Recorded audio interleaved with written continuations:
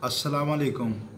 एक मैं नज़म जनाब की नज़र पेश कर रहा दोस्तों दे और ये नज़म सुन के तुसी इस चैनल को सबसक्राइब भी करना है और नज़म गौर ना सुननी है। एक मैदानी इलाके का लड़का है तो उन्होंने पहाड़ी इलाके की लड़की ने प्यार हो गया। जो उन्होंने मिलन गया वो सारी हकीकत जो भी होया मैं तो नज़म ही दसना दौड़िया नाल और नज़म तुसी गौर ना सुनोगे तो समझ आएगी। नज़म का नाम है मुलाकात। कि ढलदी दीगर निमाशा तो पहले जर्द सूरज डुलांदा डिठा है। ढलदी दीगर निमाशा तो पहले जर्द सूरज डुलांदा डिठा है। ठड्डे चश्मे दा मिठा पानी तिलक के पत्थरां तो ढांदा डिठा है। रंगीन मौसम हसीन मंजर पहाड़ उच्चे ते रस्ता तांगे। फलक दी गोरी जी वीणी उत्ते काले बदलां दी पतली वांगे। शराबी जलवे पे रक्स कर देन हर निजारे दा वखरा रंगे। हवा दरख्तां नूं जफियां पावे अजब प्यारे निराला तांगे। नदी किनारे उड़ीक रख के मैं एक मुसाफिर नूं बांधा डिठा है। ठड्डे चश्मे दा मिठा पानी तिलक के पत्थरां तो ढांदा डिठा है। दीवानगी दी इस कशमकश पिछावे अपने तू आप झक्के। सजण दे आवन दा हिडका हासों अखी मल मल के राह तक्के। पात्र खड़के तो बज उठीवे त्रिखे सावां नूं मसे डके।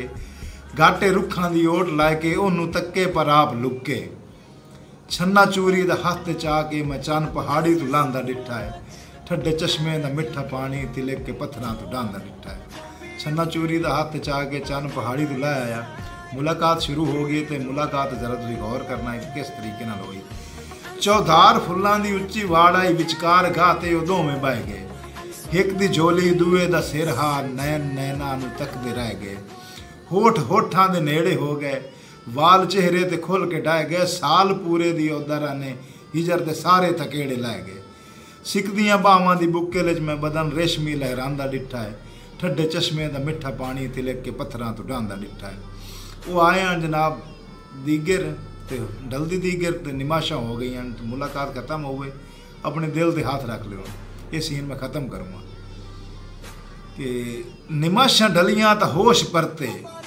भज के उठे रसवाई दे डर तू। वसेब अपने दा इलम हाने टुर पशो दे खुदाई दे डर तू। गल च बावां मिलन दे वादे कसम चावन तन्हाई दे डर तू। हसन अपने मुकदरा उत्ते नाले रोवन जुदाई दे डर तू।